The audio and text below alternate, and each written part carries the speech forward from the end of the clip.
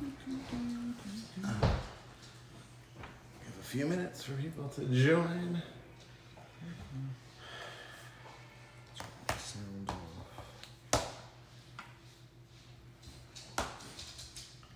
I have so many text messages that I do. Yeah, I never even seen have them. not gotten back to. Okay. So this issue got resolved? That got resolved? Yeah. Okay. People Hey join. guys, Right. Try to charge my laptop here. how's everybody doing, family? What are we sipping on? That's our first question. What do you got, Mr. Russell? I know what I got. Ah. Who's drinking with me? Who's drinking with me? Name you a drink. What's your drink? What you drinking tonight? What I had, the black cherry. You got some black cherry tequila or something, yeah. You know, I'm not much of a drinker, but I have to for cocktails with Curt. Let me. When I went to the story. That's not what I want. Curt is going to load up so he could see some of the questions because the camera's a little too far away. But your girl, Ray London, is saying, hey. What up, Ray? Hope you guys are doing great. I hope you I'm poured excited. a cocktail. I'm excited. I'm trying Should to be excited because you haven't been on your own show in a while.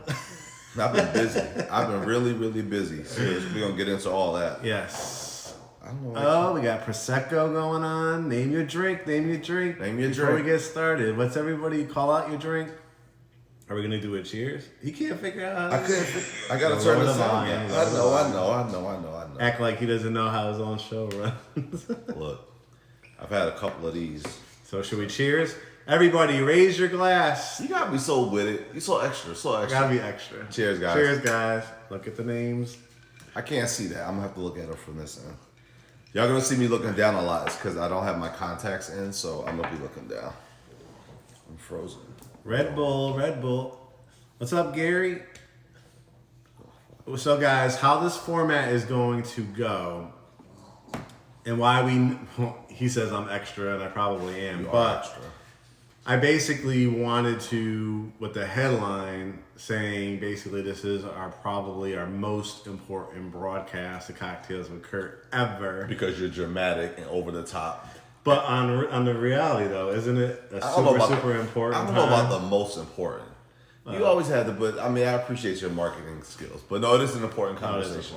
It is an important conversation. Go ahead. Sorry, I cut you off. So tonight's topic, guys, if you've been reading articles, of course you've been following our page. If you've been following other realtors, which shame on you if you have. No, we're just kidding. We love our colleagues out there. But we want to talk about the greater Atlanta real estate market. I've been doing this since 2003, and I cannot remember a time when it has been this overwhelming demand for people to purchase a home. And we wanted to kind of tell you like what's going on in the marketplace. You know, our biggest mission is to educate you, to inspire you, to aspire to become a homeowner. So let's just touch, some bases. Since this is my show, I have to, I'm sorry. Why did I let him call it Cocktails with Curt instead of Cocktails with Curt and Mark? You let me. Yeah. You let me. Really? You're going to do that? You let me. Okay. All right. Go ahead, Mr. Moderator. Go ahead. This is my show. I just wanted to interject and I'm going to give it back to you, but All right. we do not do rentals. Let's start with that. We're going to start with that. We don't do rentals. We get that at least once a day. Once. At least. I'm saying at least once a day. Yeah. We don't do rentals. We don't do lease to purchase. What else don't we do? We don't do credit repair. We don't do tours. We do Mark's tours, like with me touring, but we don't do never been to Atlanta. You want to take a tour of Atlanta? No. So yeah, I feel like I just want to lay out some ground rules. Just some ground rules before so let me repeat that. We don't do credit repair. We don't do rentals. We don't do lease to purchase. Right. And I'm missing one. I'm missing another don't. It'll come to me and I'll shout it out. Probably somebody will ask. Somebody will ask, and yeah. All right, guys. So the market. Hey Patricia, how's it going? We don't do Section 8. And we Patricia, don't do Section 8. Thank you, Patricia. Thank you. We don't do Section 8. Yes. Thank you. Thank you. But Patricia is actually a good person to have on here because she could comment herself, right? So we went out and showed Patricia a house yesterday. It just got listed probably one day on the market. And the house is beautiful. Yep. We're going to put in an offer. So in this market, before we submit an offer, we reach out to the agents to see, has there been an offer on the house? And in this market, it's always been multiple offers. And the response was there's been multiple, but not only multiple, there was a cash offer and I won't say the price point because I don't want to blow up anybody's spot. It's not relevant. But it was a cash offer. So that is a real life scenario that's going on right now. Number 2, you guys saw we posted, we tried to give you a chance. All our followers, we tried to give you a chance. We posted our new listing, I think Sunday night before it went live, right? And if you blinked, you missed it because it's under contract. Yes, so we went live on the MLS, Georgia MLS, FMLS, Monday. Realtor.com. It goes to everyone, Zillow and Truly and all those. 41 showing requests. What we have ended up at least with 5 contract offers. Yep. And this is what's happening, guys. Not just for our listings, but across the board. People are starting to waive their appraisal and sometimes even financing contingency. You want to talk a little bit about what that means, so people can, or did you have too much to drink already? It's never too much to drink. Don't ever get that twisted. But I don't appreciate you putting me on the spot on my show. But no, you want me to break it down? I felt like you kind of jumped way in. I think I wanted to take it back a little bit. I think I wanted to give. Could you at least describe those 2 things? The appraisal contingency, and then we're going back because this is my show at the end of the day. Okay, cool. Let's cheers to that. Cheers to this being my show. So the appraisal. Somebody said, "What's an appraisal?" Okay. So there you go. So perfect. So the appraisal is when you go under contract for a home, that lender that's letting you borrow that money, that's giving you that loan, that's going to fund that loan, hundreds of thousands of dollars for you to have that home, which is the mortgage. They want to make sure that you're not overpaying, or in this case, they're not letting you borrow more money than the house is worth. Than what the house is worth. So an actual appraiser does. Am I doing this or are you doing this? Thank you. So what the lender will do is they will order an appraisal. An appraiser will go out to the house and they'll do what they need to do. They'll come up, they'll use different comparable homes and the zip code and just different things. And they come up with a value for the home. In a sweet circumstance, the house either is worth more than what the buyer is actually purchasing it for, or it's at least what the buyer is purchasing it for. So just to make a real quick example, $350,000 is what the seller is asking for the home. You get the house for $350,000. The appraiser goes out there. Is the house worth at least $350,000? And if it's anything above that, you will have what's called equity in the house.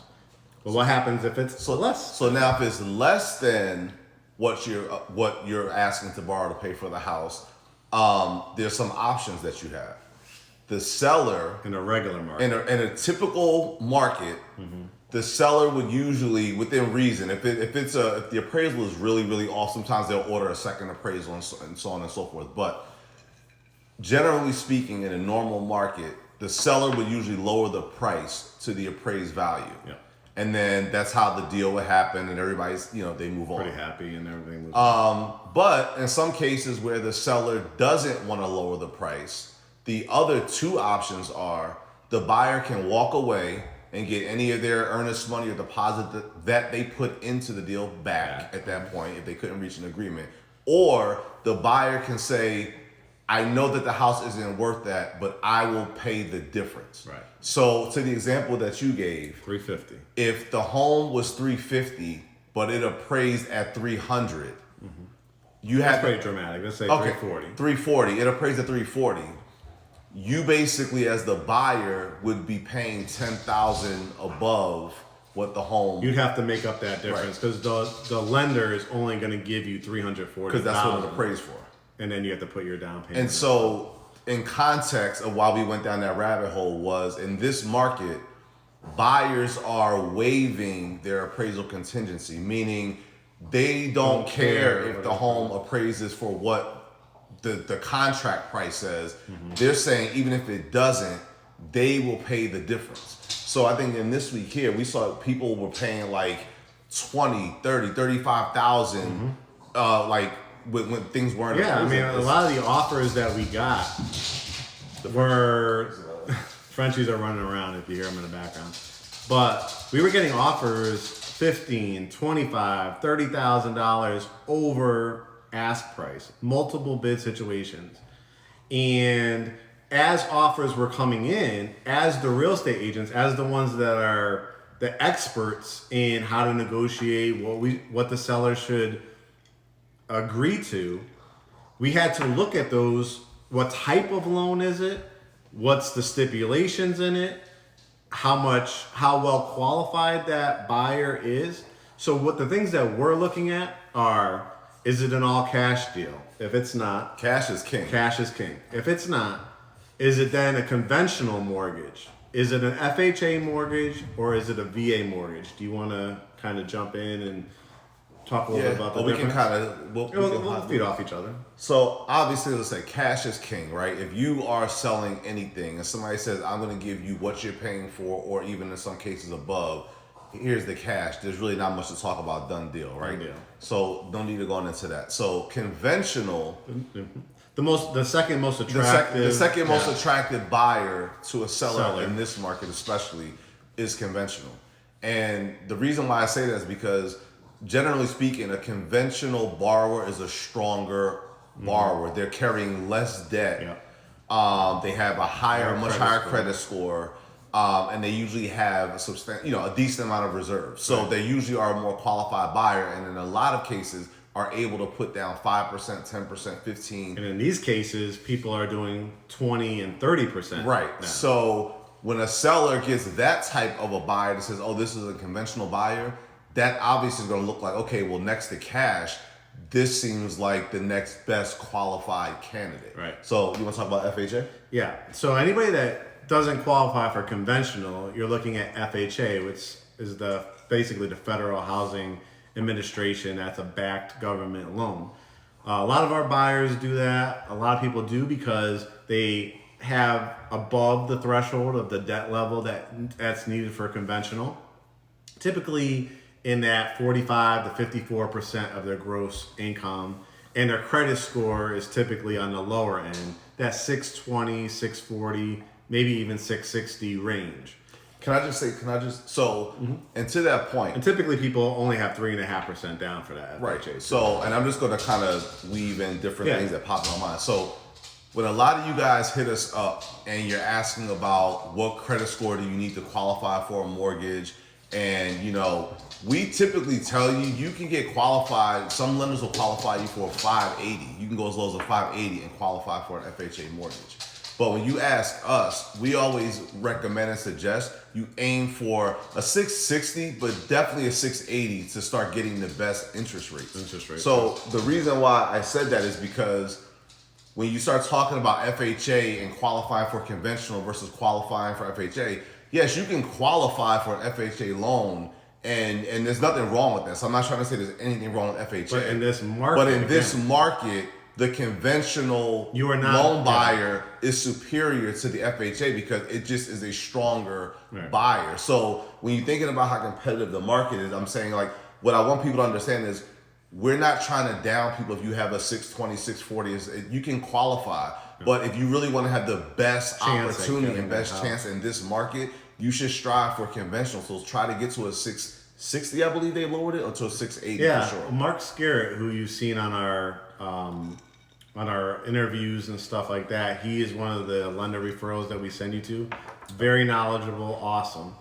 It's really tied to your debt levels, guys. And 680 is in general what conventional. Sometimes you can get a conventional for less than 680, but we like to just use that as a general rule of thumb because most people come to the table with a car note, Yeah. a student loan, something like that.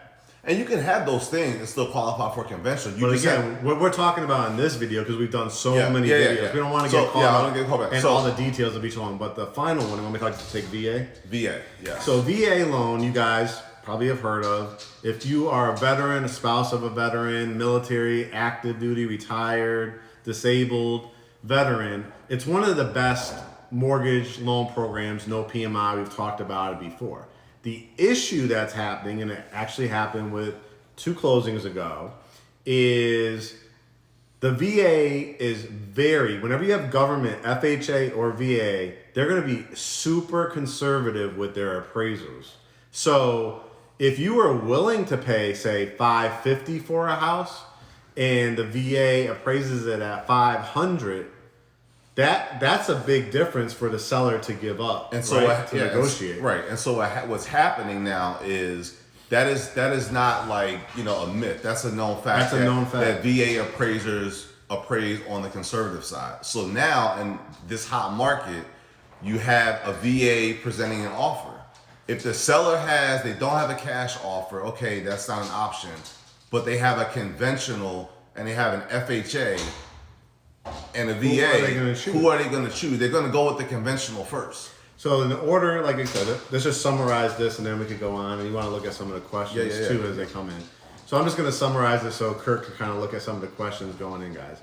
What is happening in the marketplace is if you are, or especially in the resale market, expect to have to get into a multiple bid situation. Yep. The days of negotiating down on the price and asking for closing costs at this period of time does not exist.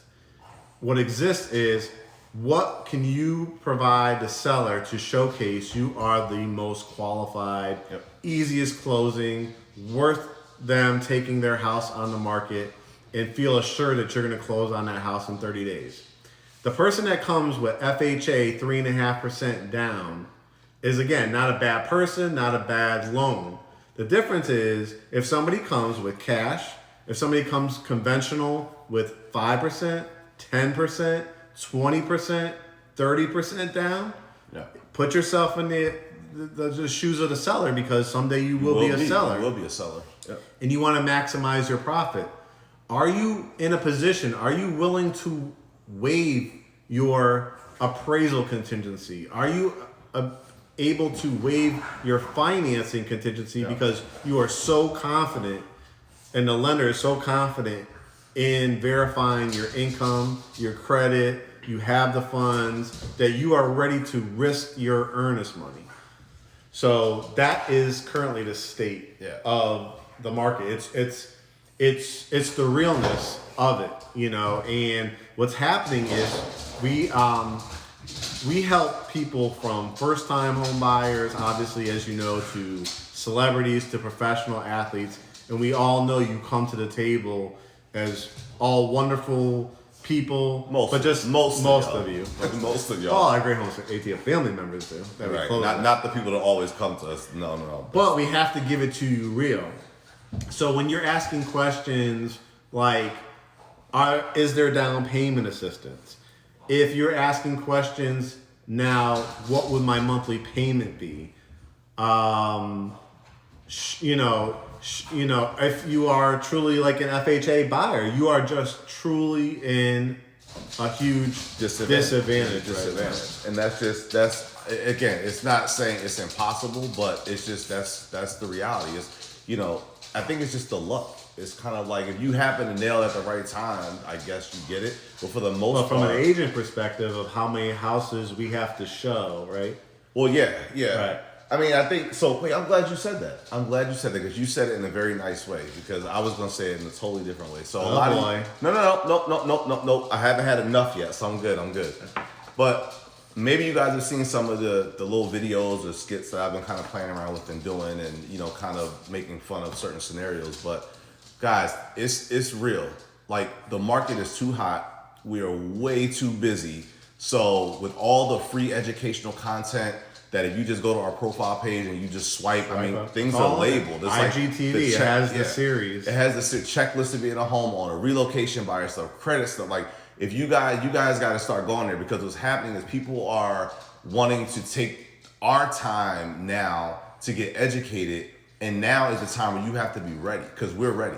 We have people that are like, they need houses. They're relocating. They're selling. So we don't have time now when like getting 50 DMs about, do we do credit repair? Right. I said it at the beginning. We got new people that join. We don't do credit repair. We do not do credit, and we don't believe in credit. We don't believe in credit repair. We don't do rentals. We don't do lease to purchase. We don't do Section 8. And there was another. We provide all this education. We're doing these lives with you to answer all your questions, to get that out there. Go back and look at all our videos, our YouTube, our Instagram. We equip you with the information and the tools, so you guys have to take advantage of it. It's like, you can't hit us up or every other realtor asking them, where do you start the process? How do I buy a house? When it's like, well, do a couple clicks back and up and you'll probably see how to buy a house. Or there's other sites. I mean, not to do that, but there's other sites. It's like, so stop, guys. You got to put some skin in the game if you want to get something out of this. So I just wanted to. See, that was good. That was good. Very good. So you want to open the floor to questions? What we're going to do is open the floor to questions, guys. So I think you kind of get the point. It's not to discourage. Our whole mission is to educate you. People will ask, so should I wait till the market, quote unquote, crashes? Should I wait till, are things going to dip? Are interest rates going to go up? Everything that we've been reading, right? The economy is getting better. You're starting to see the rates go up a little bit. I think once you see rates starting to go into the 4s again, it's going to slow the brakes. But the one thing I also want to touch upon as Curt's looking up questions is you see every single day people buying brand new homes with us, right? Building their house from the ground up. And congratulations to absolutely everybody that's able to do that, everybody that's about to do that, everybody that has done that. And it's a great way to go. But what's happening is, because of this big demand, the price of land for the builders and developers to secure the land has gone up. The materials has gone up, meaning the timber, meaning the windows, meaning the granite, right? All those things, the flooring, and what else? Oh, and the workers, right? There's so many new homes. There's such a hot market that workers that are building these houses, the contractors putting in the air conditioning and the heating and the electricity, they are in such high demand that supply and demand, right? It raises the prices. So you are seeing the new home market, what you could get for $250, $275 is now $350, $375. And it's just the reality situation. So is it going to go back down? No. You're going to have to find other ways, a second job. People are going to start tuning out right now, like, what? Right, I got to work a second job. When you want something bad enough in life, when you've worked hard for that education, when you're a go-getter, you will find ways. Sometimes you have to make a pivot and then do something a little different or tweak something. Sometimes it's going into it with a family member. We just had 2 sisters close on a house. You saw the Walker sisters. Hey guys, if you're watching, congratulations. So you have to find creative ways. Prices are not going to plummet, and you don't want them to plummet because you want a stable housing market. You might not want them to inflate up so fast that we're at New York or LA numbers, right? But that's why a lot of international investors, we saw that in our listing, a lot of international buyers now from all over the world, all different continents. Not just your favorite rapper. Not just your favorite or your rapper. favorite reality star. Everybody from all over the world are starting to target Atlanta because we still, a $1.5 million house in LA is still a great buy at $600,000 or $700,000 in Atlanta. So you have to be of the mindset of going after. The competition is just fierce at this point, as they say. So you get in the game. We're not discouraging you from getting in the game, but if you're going to get in, you got to be ready to play. Like, you got to be ready to go above ask. All of this, like the house is $250, You think I could get it for $240? You think I can get it for $240? No, you can't. You probably won't even get it for $255, to be honest. So if you're gonna really get in the game and you're ready to start looking to buy a house, just know that you're going above ask. And you have to. Yeah, you have to have the relationship with us or whoever realtor you're going to use. Hopefully it's us. But the two most important people, number one, even above us, before you even get to us, is the lender. The lender. The person that has all your financial questions for you. Your income is going to be different from the next person. Your credit score is going to be different from the next person. Your debt ratios. I think this is a perfect time for a reminder. Okay. We are Great Homes ATL. Anybody that's new to our page. We are Great Homes ATL. Curt. Mark. We are a residential brokerage firm here in Atlanta.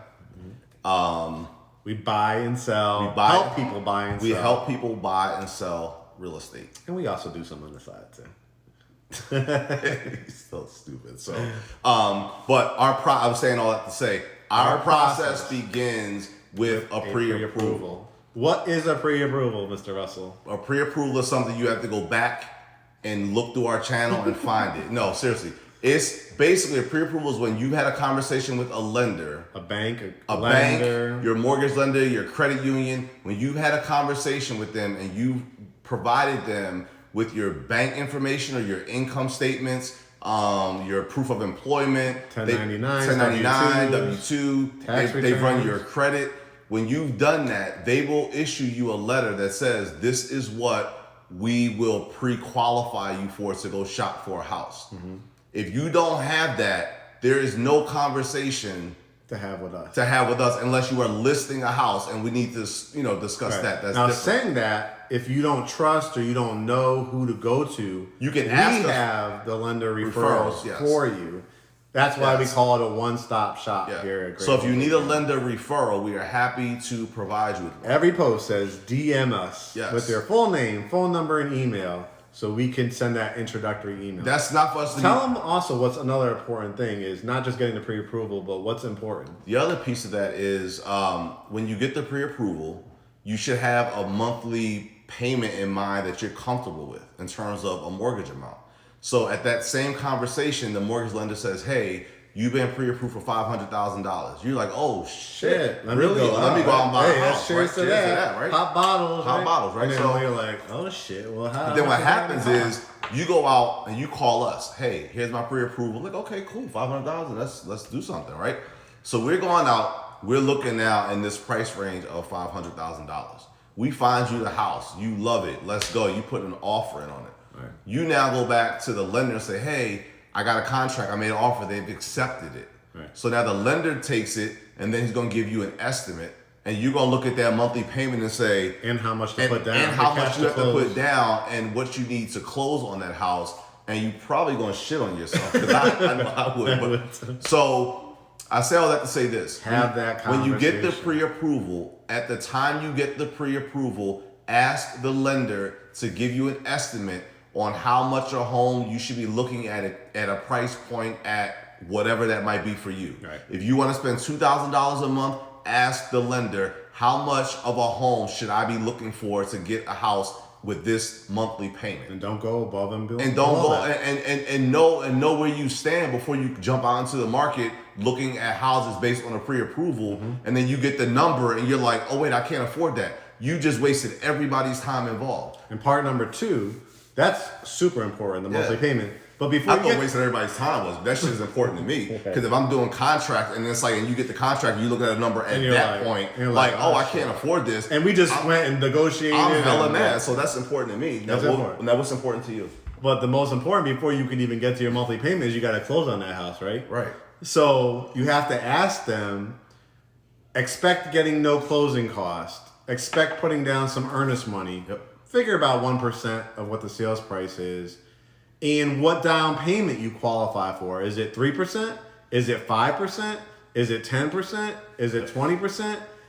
And they're going to be able to calculate what that cash to close between the down payment and closing cost is. Because you might have saved $10,000 and think you're doing great, like it's not. It's not. It's nice. A security deposit. It's nice, but it's not a security deposit on your lease for a penthouse, and it's not that. Right. Like it's a security deposit for an investment. Right. For an investment. So yeah, I'm not discouraging people that have saved $5,000, $10,000. Keep going. Like keep going. That's really good money. You can still get into some houses with that. You have to speak to a lender to know where you stand in order to know where you need to go. Right. Some people find that like, oh wow, I'm ahead of the game. Let's go. Right. And we can do that. Some people find out, okay, it's going to take me a little more time. Right. But you're not going to know until you have that conversation. And trying to reach out to us first before you've done that, you're going to hit a block because like the market is too hot and we're trying to keep up with it. So we're not going to have time to just stop and answer questions that you can either find on your own or you could ask a lender and you could get that. Okay. So I think that's good. That's good. So pre-approval. Then what happens, Mr. Russell?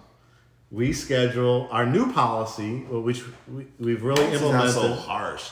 I mean, how we do things basically, after you send us the pre-approval. You're going to want to talk to us, right? You're going to talk to us. You want to see these beautiful faces. You so over the top. It's not even, it's crazy. Right? Anyway. So you get the pre-approval, you email that over to us. Right. We schedule a Zoom consultation, and we have a dialogue. We figure out, hey, how what's up? Like, is it a good? We're kind of dating each other. Like, is it worth going out on this date? Do we connect? Do we click? Do we see each other? You don't even need to drink anymore. Do we see each other? Don't do that. Do we again. get each other? Don't do that. Look, again. Housewives reunions coming up. Okay. Just let that go. No, but we schedule a Zoom consultation and we talk. We get to know each other. We get to figure out what it is. What's your vibe? What's your style? What are you looking for? We go through all that and we put a plan together of how we execute to get you to the How are we going to get you? We don't want a window shop. I'm sure you don't want a window shop. No. How many people are on? If 62 people. If it's 62 people on right now, I guarantee 40 of them want a window shop. 40 of them would DM right now and say, hey, can I go look at houses? Can I see that house that you just posted? And if I'm right, and look, it's all fun and games. Y'all know, if I'm right, I bet y'all can put some kind of like something in the comments. I know I'm spot on. You think, no, don't do that. You can't do that. You're not a Delta. Don't even do that. No, isn't that the thing don't? Yeah, but that's the Delta thing. If you're a black Greek, you know what that is. Okay. You don't know what that is. You don't throw that diamond. Don't do that. See, this light skin privileges over here. Light skin privileges. All right, so Caucasians do. Yeah, man. You're stupid. All right, let me try to see what questions I could pull up. I appreciate y'all tuning in, though. We really do. It's been a while. So we're gonna try to get this one over here to get on here more often. I've been busy though. Well, we really haven't had the time, guys, because if you've been following our page, what have you been seeing? The bag, right? The bag. That bag. Another closing, another family member. That bag got me a Dior bag for my birthday, so. Yep. He's not the only one he gets a bag too. I get a bag too, so Thank you. So you're welcome. Somebody made a comment. I think it's kind of something to touch on, but they basically said if people are paying so much above the ask price in today's market, is it going to come back and bite them in the end? That's a good question, actually. I will say this. What will you say? I would say there is the potential, especially if you quote unquote overpay for a house, that you might not get. It depends on your timing, right? Is this house a house that you see yourself in 10 years, 15 years at least? Is this the house that you've been saving up for, waiting for? The house you want, you can't really overpay for because you're going to be paying a mortgage down over time. You're going to get your money back. Now, if you're overpaying and you plan on only holding the house for a year to probably 5 years, I would say be careful with waiving an appraisal or anything like that. But if you're building a house, even if you have to make up the difference, if the appraisal comes in a little bit short because you killed it with upgrades or you paid a lot premium, it doesn't really matter at that point because it's your brand new house that nobody else has lived in, right? So I know for when we did it, right, we put in upgrades and we were willing to, hey, if they didn't appraise, we knew we had to. Business was popping. Right. We knew that we But not everybody's in that situation though. So you have to be careful. For a first time home buyer, It's going to be a tricky game for you. Yeah. But I would say that this notion that the market is going to crash, there is such a high demand because Atlanta, we're not talking about some small town right in Iowa or Nebraska Or Connecticut. or where I grew up in Connecticut. Although Connecticut is expensive. Not where you grew up. Well, no, where you grew up. Yeah, where you grew up. Yeah. Well, it wasn't like near the New York border, but in tech. But you have to look at Atlanta is a major metropolitan growing area. It's still growing. Where corporations are moving to, culturally, politically, whatever it is, people are moving to Atlanta because a couple factors. The jobs are great, the schools are great, the recreation's great. The weather they for the cannot most part. afford where they live. It's Miami or New York LA. or Chicago or Philly or whatever the case may be. So when you see a house for $600,000, it's still a lot to us as well. But in the big picture of real estate in the world, in a major metropolitan city, 600,000 is not a lot to a lot of people. It's a steal, right? When people come from LA, when we get those buyers, like they think 600,000 is like a steal. It's a steal. It's like a steal for them because if you think about what they get, they're living in like little 1,200 square foot condos, right? Mm-hmm. Paying $1 million. Right. So they get all this land and all this square footage for like under $1 million. That's who you're competing with. You're competing with not just people that live in Atlanta and the local area, but you're competing with people that are moving here every day. And one thing I wanna stress too is expensive or affordable is relative, right? Yep.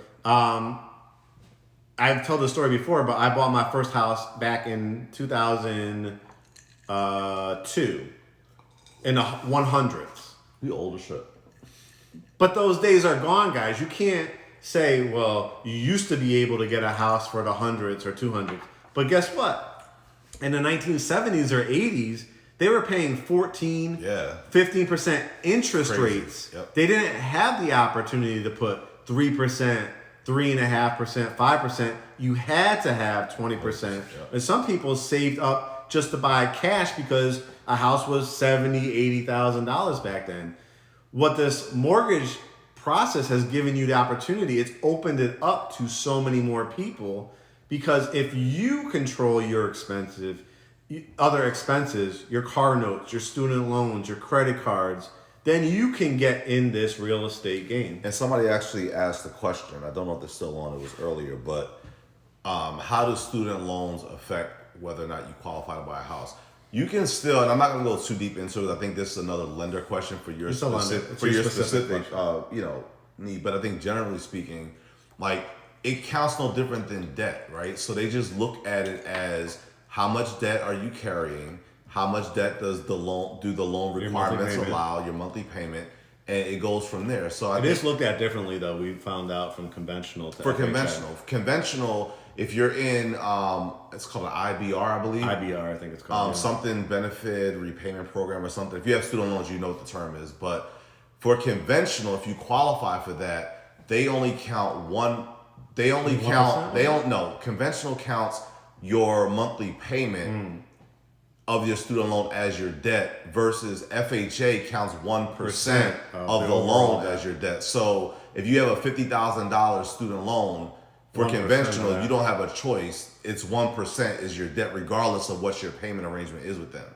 If you qualify for a conventional loan, whatever you tell them your monthly payment is that's set up with them, that's what they count as your debt towards your student loan. So it's not a general answer of yes, you qualify for a house or no, you don't.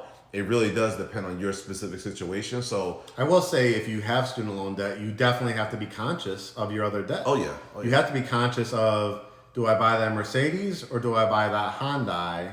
You know, it's just a reality of the situation. Let me not say I buy Hyundai. Yeah, Hyundais are pretty good cars, right? Says the guy from Connecticut. I grew up with a lot of Toyotas and Hyundais. Anyway. This guy, Mr. Shut up. But that's the bottom line, guys. You know, if you have student loan debt, that's a debt that's not going to go away until you pay it off. You can't go through bankruptcy and get rid of it. and it could potentially hinder your opportunity to get a house only if you have a ton of other debt as well. Okay, so there's some banter back and forth in the comments. I don't know how much detail you want to go into, but the whole Georgia Dream thing, I think from my knowledge, I think it's still around. But if you listen to what we said earlier in the chat, you're adding another layer of complexity into an already competitive market. So we went through the ranking of if a seller is looking to accept an offer, Cash is king. Cash is king. Then conventional. Then conventional. Then FHA. Then FHA. Then VA. Then VA. And if you're talking about Georgia Dream, which is another assistance program, it's tough. It's tough. It's tough, and that's just being honest. That's not to discourage anybody, but that's just being honest. So if you have a way or a means of not needing closing costs, not needing any assistance, but really being able to get you a house on your own, that is going to be your best chance at it in this market. What people don't realize too is not every family is in a position, but you can have money gifted to you by a grandmother, a coworker, your best friend. Doesn't matter. Best friends loan money like that? Well, I wish one of them would hit me up and ask me. No, I'm sorry. But a lot of people are getting around it by that way because with the deficits that are going on and just the kind of market that's going on, there's so many strings attached to get down payment assistance. You have to go through 2 underwriting processes. It typically takes 45 to 60 days to close on those. This market ain't happening. Yeah. So somebody asked, so would we say folks should wait? No, I wouldn't say that. I would say if you're not ready, if you haven't saved accordingly, if you don't have savings, if you don't have the credit, if you don't have the best credit to get you the best interest rate, if you really can't go above a certain price point, like it's almost if like you're not willing to go over a certain if price you're not point. willing to go over the ask price, right. And I mean significantly over, I'm not talking 2,000 over, but if you're not willing to really go significantly 10, 15, over, then I would say for that buyer, then you might want to kind of sit this round out. I mean, that's just what it is. But it's not for everybody. Some people, it's like, hey, they just happen to keep losing out, but it's not because they're not ready. It's just that they didn't get there in time, or their offer wasn't accepted. Not because it wasn't a strong offer, but sometimes cash is king. And unfortunately, we don't know what the offer was that was accepted. So, and why, again, why we put our process in place about pre-approval, knowing your location. If you guys go on GreatHomesATL.com or any website, but hopefully you're going on ours, you will see a notification. You set up notifications. Marietta, 4-bedroom, 3-bath, just came on the market. You have to, because you have to have your pre-approval ready, because you've had that conversation with the lender, because you know how much you could put down, because you're willing to go over the ask price. Mark and Curt, let's go take a look at that house. Mark and Curt, let's put an offer the same day. That's going to be your best chance. If you're like, Mark and Curt, I don't know where I want to live. I know nothing about Atlanta. Well, first of all, they're going to be saying, I don't know how to get pre-approved. Mark. They're going to be saying Mark, because once they when I don't see the pre-approval, I don't respond. I don't respond because you're not going to take me down this rabbit hole and not find out that you got bad credit, had a bad relationship, your life sucks, and now it's like you want, no, you're not doing that. So I start with a pre-approval. Now, they might get you on a good day. Me on a good day. You won't. Although you've been checking the DMs before I even get up. And it's been. If you haven't gotten a response, it's probably because he's gotten to it before I have. Yeah, because he's the nice one. I'm just not wasting the time. But it's just what it is. I mean, hey, somebody said works. You're thinking about getting your real estate license. Go for it if that's what you're passionate about. I say don't do it if you think you're going to just get a real estate license and all of a sudden sell houses, because as a reminder, once upon a time, these two guys here not too long ago were begging just for one person to give us a chance. And our first year in business, we had one sale, and our big goal and aspiration was, if we could do 2 the following year, we really would be killing it, right? So it takes a lot. Of time, money, sacrifice. Yes. We haven't had a vacation in 5 years, I think? About that, yeah. About 5 years, guys. So not everybody's built for it. There's a lot of people that start that process and never finish it, or they get it and they don't know how to use it. And realize that it's not like you see on TV. And they realize that it's not just, But that's not to discourage you. No, it's not. To say, because we're going to be growing and we'll have more. We are hiring. We are hiring. So if you guys have any friends, family that are experienced, that fit our brand, send them our way. Yep. But we have some exciting announcents coming up over the next month or so. Next couple of weeks. Yep. So, all right. Let me see. Keep the questions coming. Maybe say where you're Instagramming in from. Maybe what your situation is and what your question is, and we will try to get to it and try to answer it for you. So one of the questions, just to clarify, does ready mean have a lot of cash? Yes and no. Ready means in this market, obviously have your credit together, have your income, have your savings and all that. When we start talking about cash, if you find a house that you like and you find out that there's multiple offers on the house, sometimes there's up to 20 offers on the house, you have to think about it.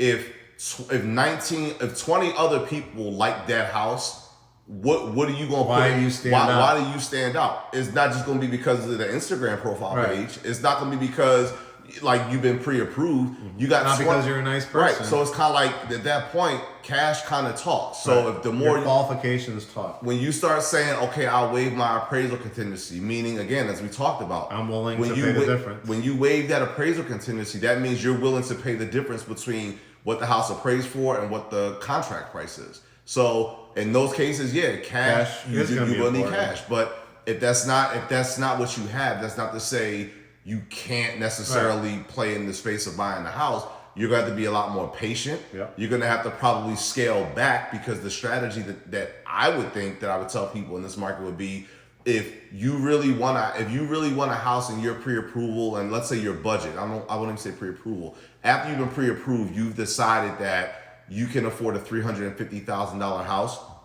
What I would suggest, honestly, might be maybe look at a house that $325 to give you room to flex up. I'm willing to pay $350, but I'm not going to start at $350. Right, but if you start at your high, you have nowhere to go but just get left behind by the other offers that come in. So strategically start lower. And for some people, starting lower means like, oh, but I don't like that house or the other house is better. And that might be the case, but that's the potential sacrifice, and that's what you have to think about in this market. So. And the strategy too, guys, is, depends on how long you've been working. How much have you accumulated in your 401k plan? How much have you accumulated in your investment accounts? Are you well diverse in stocks and in bonds and in crypto and in 401k and in IRA? Because you can use that money typically for your first home cash free.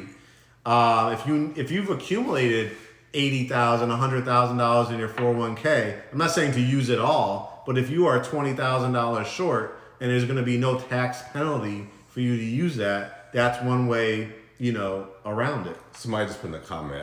I'm laughing because it makes me feel good, but somebody put that they remember a few months ago, somebody got mad when we said our process starts with the pre-approval. Yeah. And now that's norm. Yeah, I thought that was normal. That's normal, hey, right? Hey, norm. But now every agent is doing that. And you know why? Because every agent out here is busy. Every agent out here is chasing the bag. And no agent is going to have time to sit and handhold and say, oh, you don't know how to buy a house? Well, let me just take time out of my day to explain to you how to buy a house. Nah, you're going to have to go to GreatHomesATL.com. You're going to have to go to our profile page and scroll through the content, or go to Google if you don't, whatever, go to Google. Too much information. There's too much information out there. So across the board, if we've been, like you said, we've been ahead of the curve. We've been giving y'all the content. We've been giving you content since 2014. So we prepared y'all for this moment. Yeah. We put y'all in position to instead of just looking at nice houses, listen to the videos, listen to Mark's educational content.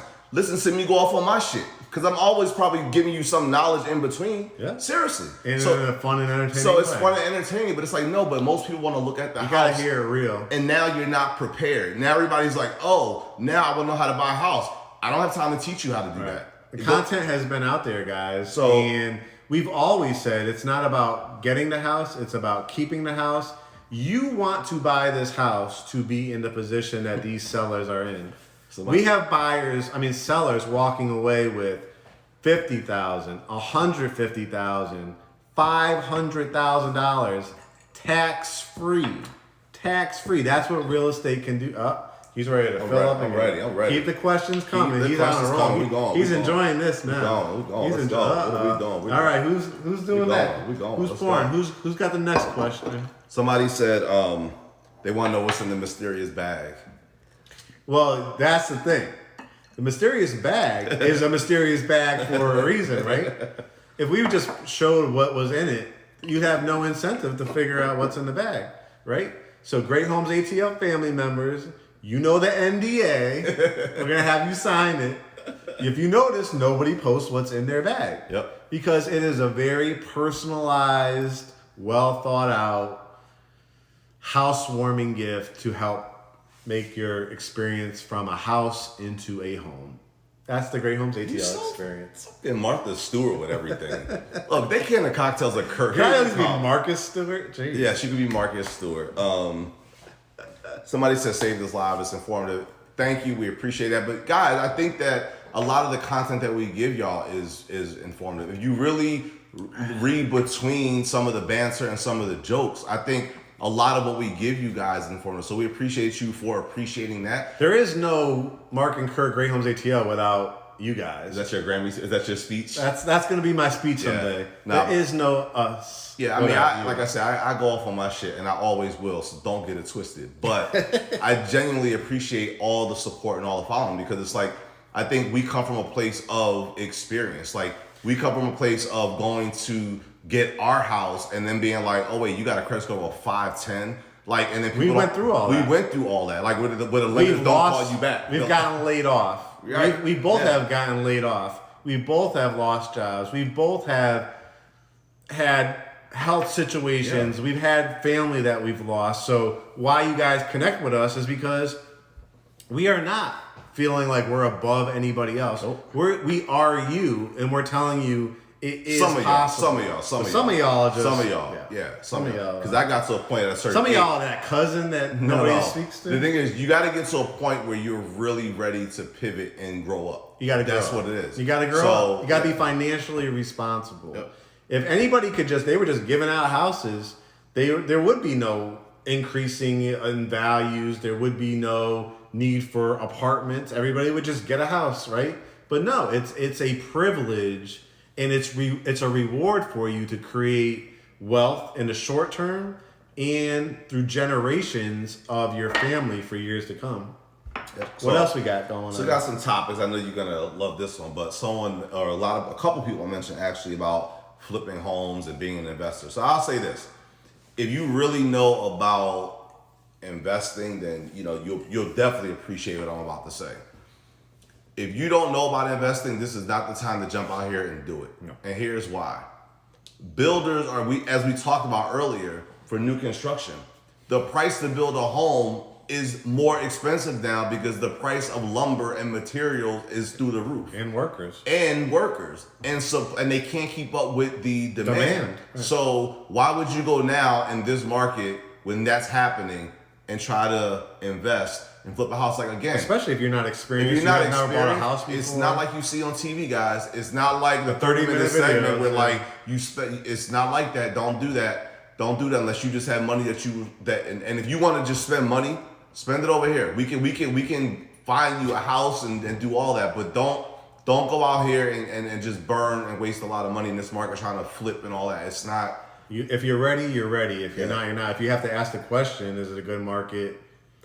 People that do it are already doing it. So if you have the funds, if you have the money, if you have the team in place. Yeah, people don't even have a team. Right. They want to flip a house, and then once they're paying the interest on that loan, then they got to figure out like, oh, I need this, oh, I need that. You paying money. Like a house is like, you could walk in it and cosmetically it looks good. You don't know if it has termites. You don't know what's behind the walls. Yep. You don't know how old those plumbing fixtures are. There's so much that goes into it that could be a money pit. Again, it's not to scare because people are making tens of thousands of dollars, but you have to have the whole team, financing, crew. There's a lot to it. All that and it's not to discourage anybody, but it's just you really have to know what you're getting into before you jump into something. Start with just getting your house, because that house is going to turn into potentially the sale to make you the money, or the rental that you're gonna have be your first rental property. And I think it'll also at least teach you the process of buying a house. Right.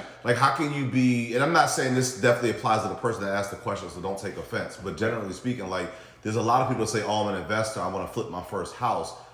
And it's like, but how do you like? But they don't even own their own home. So it's like, how do you know? You don't even know the process. Right. So you're about to go out here now and throw money in something that you're not even going to live in, and you don't even know what the process is like to buy something that you would live in. Like, that's backwards. And I think people do it because they think, oh, it's fast money, or I'm gonna go out and I'm gonna do this and I'm gonna flip it and make a ton of money. It's like, it doesn't really work like that. Like, it's just not as cut and dry like people think it is. So, let me see. What else we got? Let's see. I feel good tonight, y'all. Y'all making me feel good. You're making it feel good. Keep the questions coming. Keep the laughter going. Keep the positive energy going. I feel like I saw one I was gonna.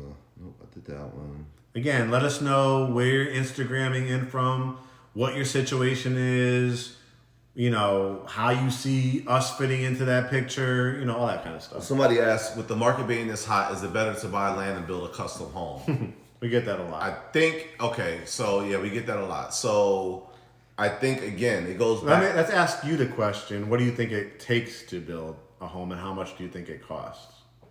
We'll put that out there for a little bit. How you gonna put out there like they're gonna respond? Anyway, I'll just say it like this. Like, I don't know anybody's financial situation, so I have to be very careful with what I say. But I think, generally speaking, there are more people that think that they can afford to build a custom home than those that actually can. Yeah. Because here's what goes into building a custom home. You have to buy the land, right? Then you have to test the land. You have to test the land, get all the environmental, soil, all that stuff taken care of before you even before you break any ground. To hire an architect. You got to hire an architect. Hire the builder. You got to have legal. You got to have some kind of legal thing. You got to have attorneys. Work with the county. It's like there's so much that goes into it that people don't. But you're paying for this because you're building a custom house. You're paying along the way, as opposed to when you build in a community, in a subdivision, the developer and the builder they've are already purchased the land. All that for you. Right. All they're doing in return is put down earnest money, show you're pre-approved, you pay your funds at the closing table. When you build from the ground up, you're paying for each and every one of those supplies, the wood, the workers, and the electrical people, all that stuff. And if it's a delay in any of that, you're still paying on that. Right. Like, when COVID hit and everything shut down, the mortgage payment didn't stop. The mortgage payment, you're still building it. Right. Everything stopped them building that house. But the bill kept running. So, yeah, I don't know. Like, it depends on your situation. We always say we have lender referrals if you want to speak to one and just see what yours. Sometimes it's, unless you're building your forever home and you really just you saved the coin. You have hundreds of thousands. Yeah, you just have hundreds of thousands of dollars to just build your dream home. And that, like, yeah, then go for it, have at it. But most people that we know of, they think they can, and then they look into what it's going to We looked into it ourselves. We definitely looked into it before we built our house. But when you add in all the costs at it and all the unknown factors, it makes more sense to have somebody that's building, it has the floor plans, that's going to finance everything up front. And if you can make some tweaks, pick your cabinets, pick your colors, and you can make some custom changes like we did to our house, built-in stuff like that, then do it. I like to say it. I'm kind of skimming through fast. But what I like is I see people kind of asking questions and commenting, and then other people, like you guys, creating your own dialogue. Awesome. I saw somebody say, "Hey, can I DM you?" Like, that's what this is about. This is family. It's Great Home ATL is family. We say welcome to the family because what we try to do is be ourselves through and through. Definitely what you see is what you get with me. It is what it is, and with Mark. So, but we try to be ourselves, and we welcome more people into our family because we want to grow, and we want to grow. We are growing. We have grown. If you would have told me someday we would have over 90,000 followers on one platform, the sky's the limit. Yeah. So many exciting things coming up, guys. It's so cool. It feels good to actually see people like that follow us interacting with each other, and then exchanging DMs or whatever the situation. Like, that's what we want. And we hope that you guys are coming to us, and we're the ones that are going to get you into your next home or list your home if you have one.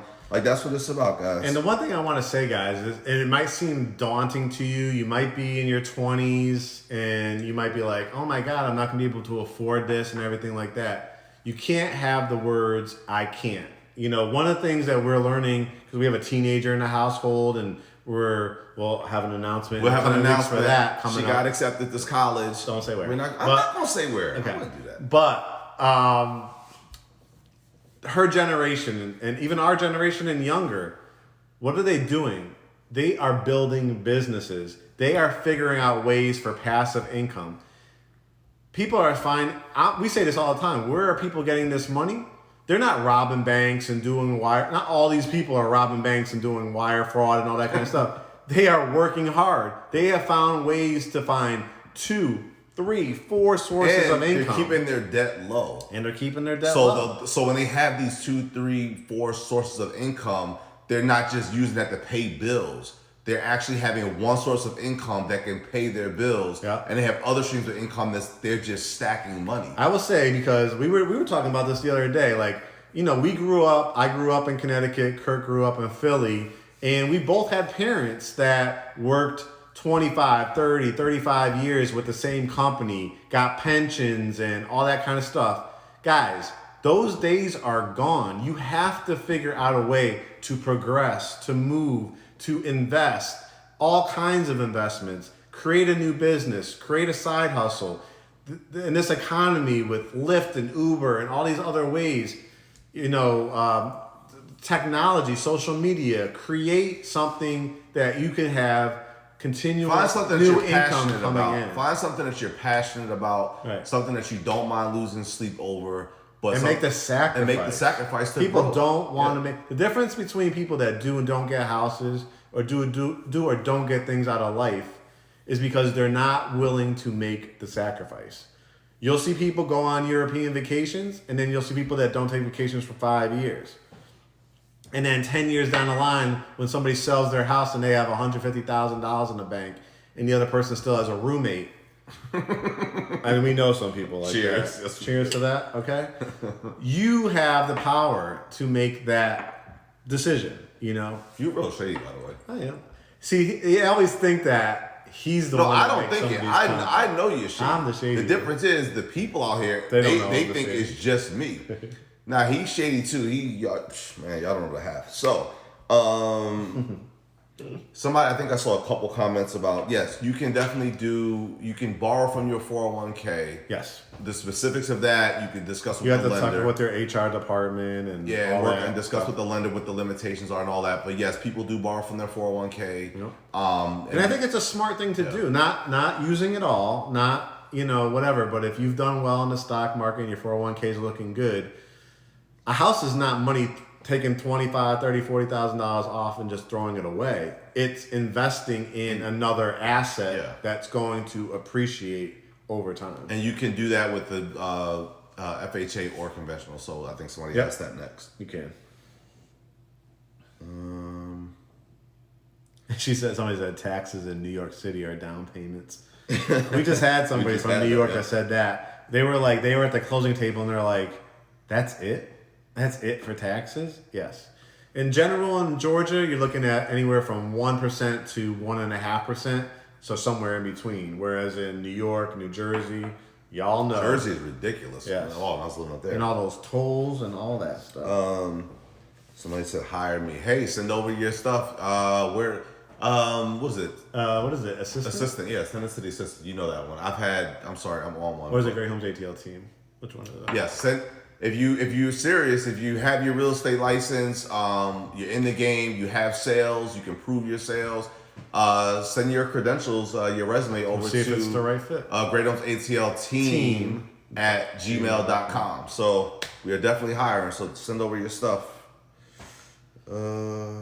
Yes, you can use 401k. I answered that one. Okay.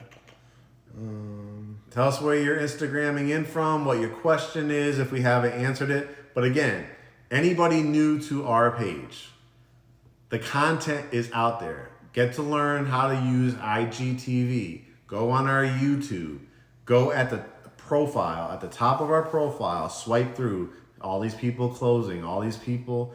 Oh, there's a checklist. oh, there's a video of how to buy a house. Yep. You know, so Somebody said if you're that. buying cash, what do you need to start with first? So you need to still start with, or instead of doing a pre-approval in this case, you have to send proof of funds. Proof of we funds. call it. So you need to provide proof of funds in the amount of the home that you're interested in purchasing. So if you're looking at a $300,000 house, you should need to show $300,000. And you know what's funny? I'm gonna just say this, money. and I'm not saying this is the person that asked the question. I always think I gotta preface shit because some of y'all get real like upset, like I know you personally to be attacking. You should see some of the comments, right? I'm like, I don't even know. Anyway, so the person that said this, I'm not saying this about you, but it's so funny when people say I got cash. Like when they have bad credit, it's like that's the go-to. It's like the credit is fucked up, and it's like I got cash, and it's like okay, cool, but they're looking at a $400,000 house, and they got $25,000, and they got cash, and it's like, so you got cash for what? Like that's not even a down payment with the closing costs, Yeah. and it cracks me up when people do that. So it just made me think when somebody said, "What if I have cash?"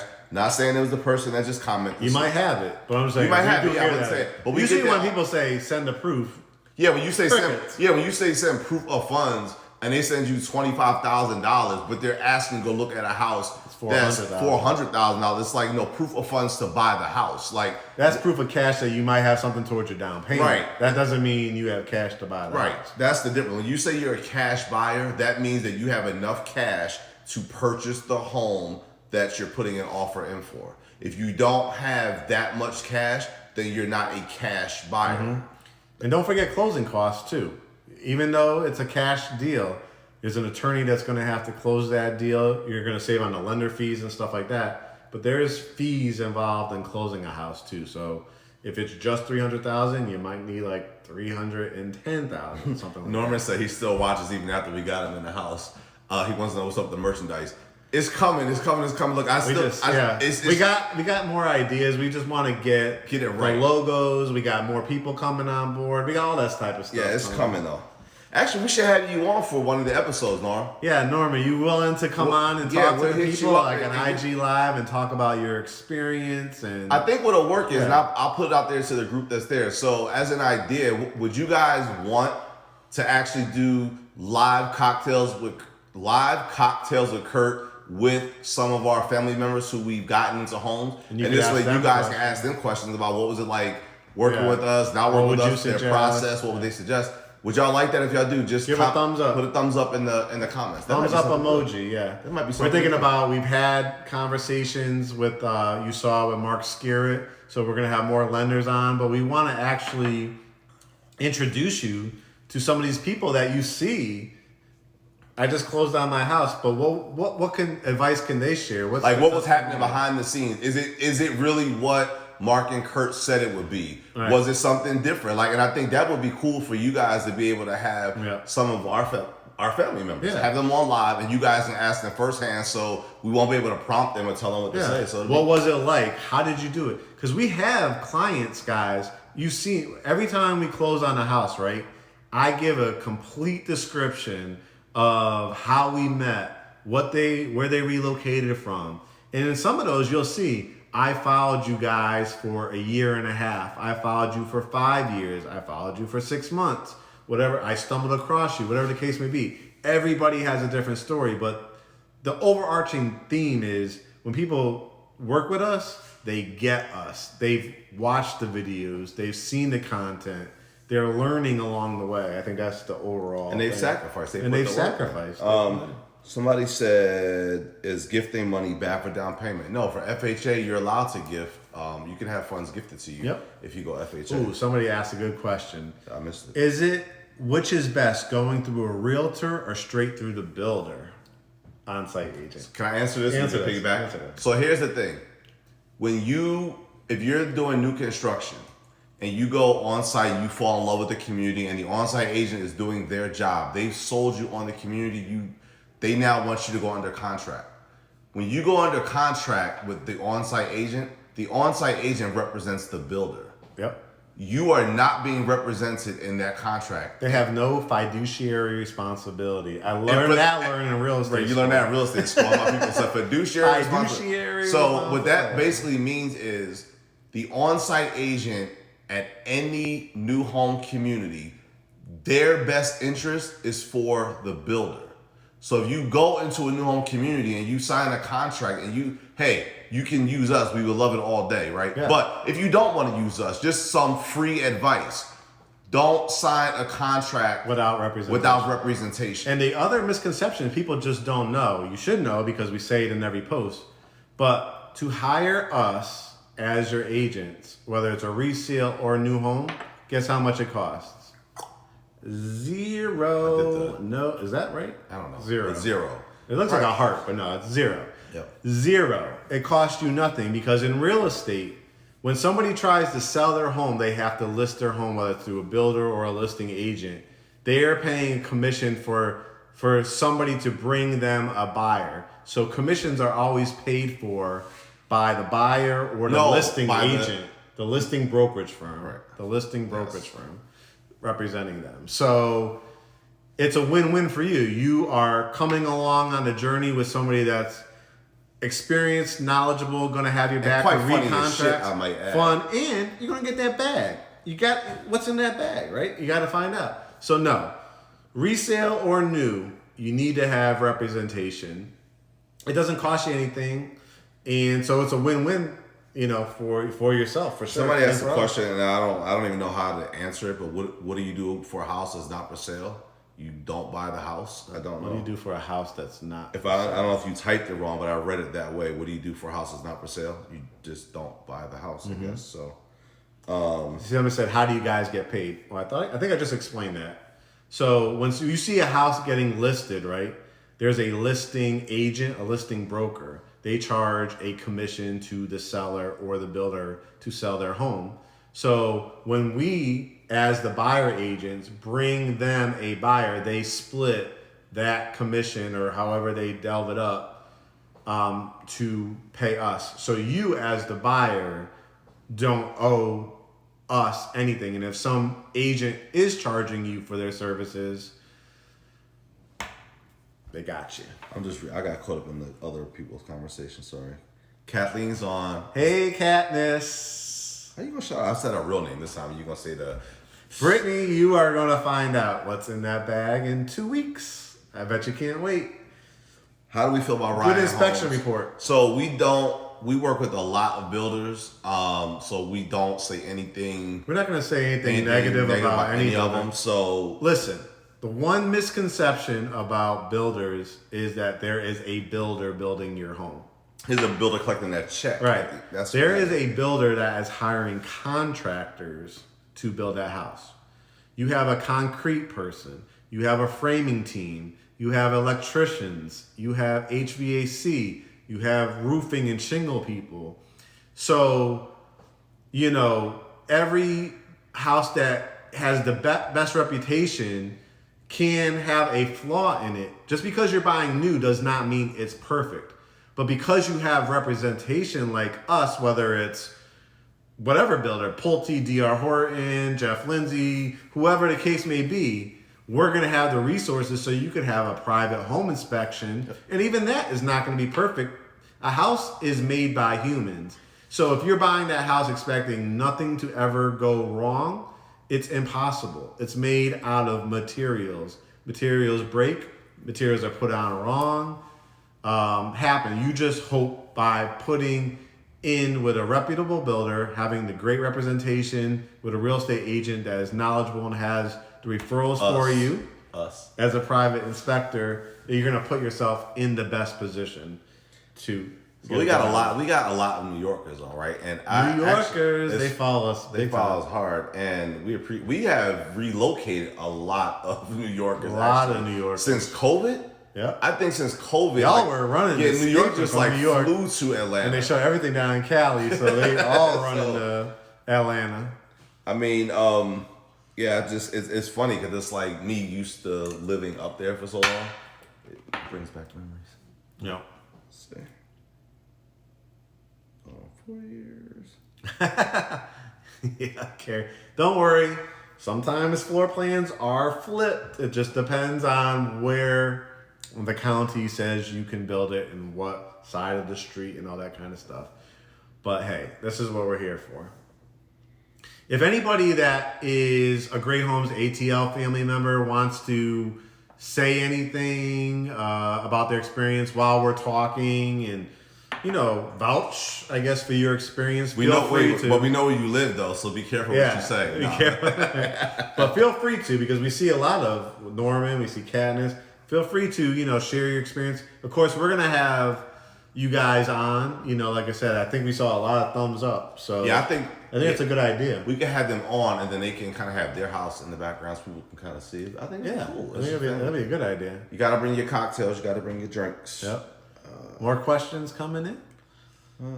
401k again. I like the New Yorkers are going back and forth. Thanks, Carrie. Appreciate it. I got to go check on, hopefully this weekend, if I have time, to go check on the grading of your lot. And should be framing it out for the foundation pretty soon. So now Carrie and Katniss get to know each other. Y'all be neighbors.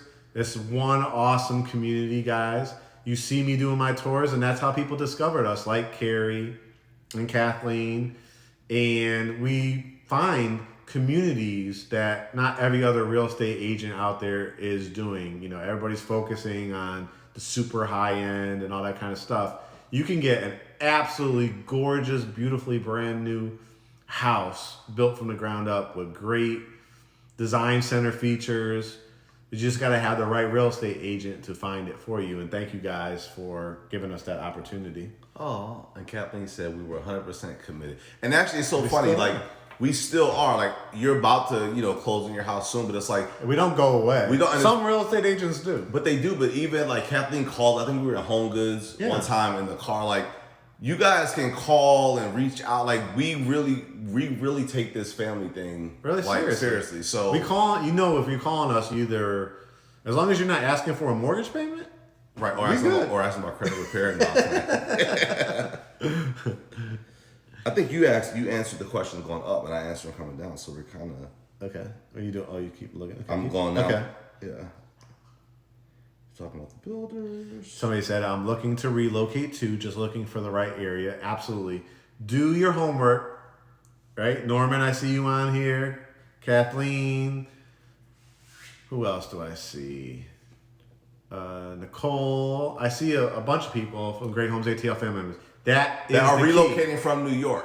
So maybe, when we have you guys on, maybe they don't have to do it now. When we have you guys on, I think one of the topics should be what was your process like relocating from New York to Atlanta? Right. Because there's so many people that are coming down here from there that I think how did you prepare? Yeah. How did you figure out the area you want to live? Yep. One thing I do, as Curt is going to be looking for more questions, location is hard for people, and I understand it because when I first moved here, probably the first 3 or 4 years, I stayed in my bubble.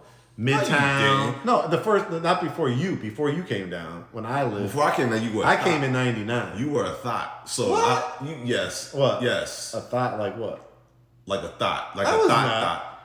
Oh, really? A thought as like a house shopping thought? No. He used to run these streets, y'all. He had one too many drinks. I am a house thought. I am not a house thought. I'm a house thought. I'm not a house thought. Okay. I am married. Before me, of course now, but I'm saying. No, but I'm saying that the first 3 years down here, came from Connecticut, came from Massachusetts right out of college. I felt only safe and comfortable in my bubble of Midtown, Buckhead, downtown. It wasn't until I went to shop for my first house and I did my research, I drove around, all that kind of stuff, is where I discovered new and exciting areas. And the one thing I will say, and anybody, and Norman, you could talk about it, and Kathleen, I'm sure you could talk about it too, but I know Norman because I've seen your post. Atlanta has traffic, guys. Atlanta has traffic. So when you say I want to be 20 minutes from the city, that's not saying much. It's not realistic, depending on your price point. What is most important to you is where you lay your head at night. With the ability to work from home now, with the ability to enjoy your weekends. A job is a job. A job, you're going to change jobs throughout your career. You could be working in Alpharetta one year and your job transfers to Midtown the next year and then transfers out to freaking Villa Rica or something like that. Like totally opposite of Alpharetta. So your commute somewhat matters, but where you lay your head at night, what your investment is, how many bedrooms and baths is the determining factor. So look at specific areas. Oh my God, look who joined us. Look who joined us. That's what people got. Gotti! He's gonna growl. This is Gotti, guys. Yeah. Gabby, let me go grab Gabby. She's right. Let me grab Gabby. Keep the questions coming. Send the questions, guys.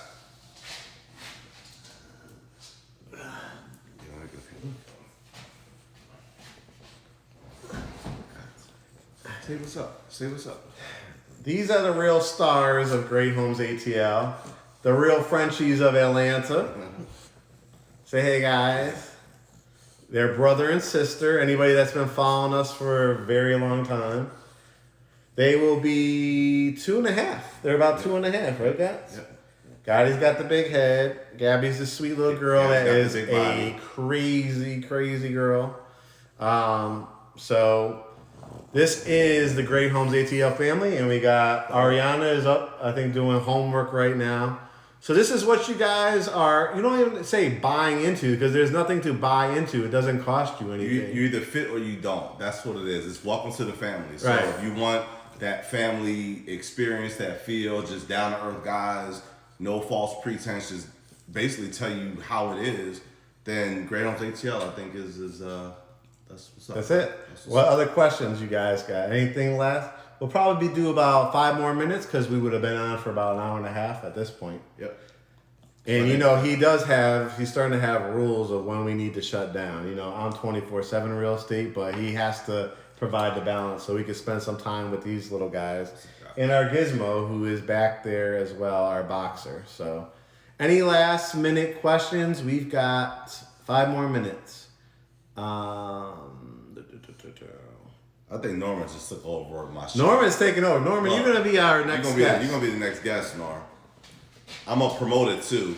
Big Ali. I'm going to promote it too. Big Ali is going to be our next guest. I'm going to make it so that y'all know it's a New Yorker too. I'm going to make it so all our New Yorkers spread the word. They'll tune in, y'all can spread and the you'll word. know he's from New York. I love it.